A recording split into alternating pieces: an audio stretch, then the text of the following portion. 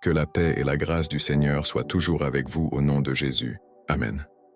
Une chose est sûre, notre vie compte beaucoup pour Dieu. C'est pourquoi il est aux petits soins quotidiennement.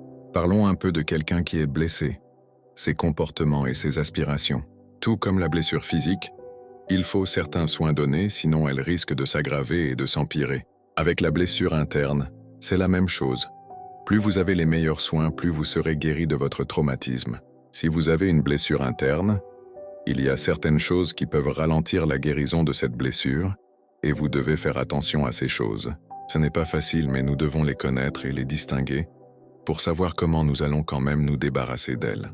Notre culture et notre croyance. Si dans notre culture on nous a appris qu'un vrai homme ne pleure pas quand il a perdu un proche, ou on te dit qu'un vrai croyant et disciple de Jésus-Christ ne pleure pas dans le malheur, ou ne parle pas trop de ça, qu'il y a beaucoup qui ont perdu des bien-aimés, pourtant, ils vivent comme si rien n'était. C'est un poison et c'est très dangereux. C'est une mauvaise approche. Cela ne va pas permettre que la blessure se guérisse vite, car la personne a été empêchée de sortir la douleur accumulée. Si c'est le péché qui a engendré le malheur et ainsi la blessure est arrivée, alors c'est mieux que nous confessions notre péché afin que Dieu puisse nous pardonner.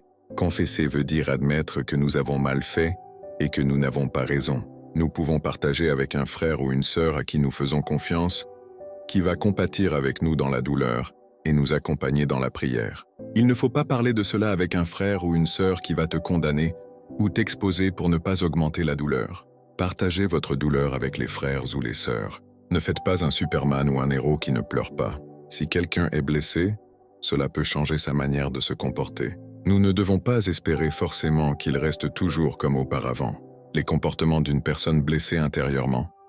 Elle peut revivre la situation à plusieurs reprises.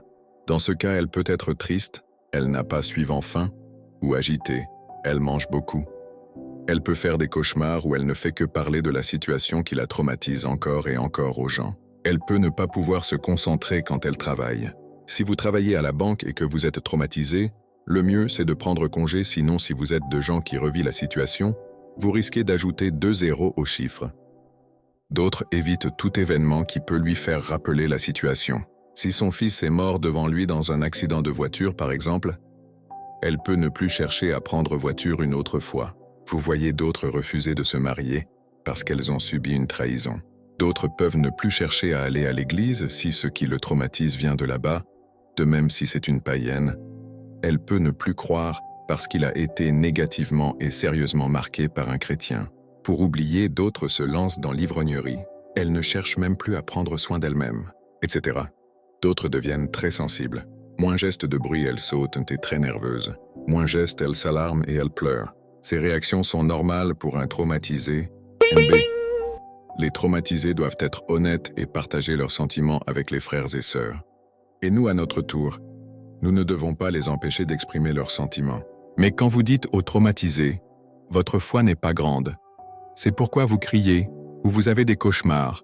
Là, vous n'êtes pas en train de l'aider. Au contraire, vous lui dites d'accumuler la douleur. C'est biblique que nous exprimions ce que nous ressentons suite à une situation traumatique. C'est le chemin de la guérison complète. Que le Seigneur vous bénisse. Amen.